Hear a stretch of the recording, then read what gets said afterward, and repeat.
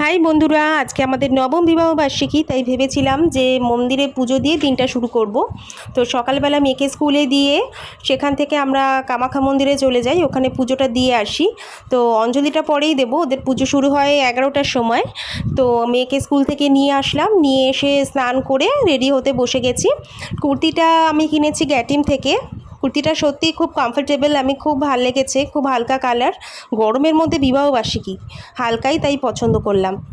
তা গরমে তো বেশি রেডি হওয়ার কিছু নেই, হালকা করে সানস্ক্রিন মেখে চোখে একটু হালকা কাজল লিপস্টিক দিয়ে আমি রেডি হয়ে গেছি। তারপর মেয়েকে রেডি করানোর পাড়া, স্নান করিয়ে দিয়েছি। ওকে স্নান টান করিয়ে, ও গরমে ও আর পাচ্ছে না, কিন্তু কি করবে, ওর তো কিছু করার নেই। ও খুব আনন্দও পাচ্ছে যে বেড়াবে, বেড়ানোটাই ওর আনন্দ। ওকেও মামা আর্থের সানস্ক্রিনটা মাখালাম, মাখিয়ে ওকেও রেডি করে দিলাম। তারপর আমরা বাইকে বেরোবো, ভেবে দেখো একবার। যাই হোক, পুজো তো অঞ্জলির টাইম শুরু হয়ে যাবে, তাড়াতাড়ি করে রেডি হয়ে গেলাম। তো আমি তো বেশি সাজুগুজু করতে পারি না, যতটুকু পেরেছি করেছি। কেমন লাগছে আমাকে বলো।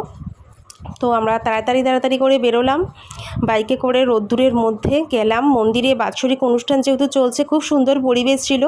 তারপর আমরা অঞ্জলি দিলাম, অঞ্জলি দিয়ে ভোগের কুপন কাটা ছিল, প্রসাদ নিলাম, নিয়ে আবার ফিরে আসলাম। পরের পর্ব পরে, টাটা।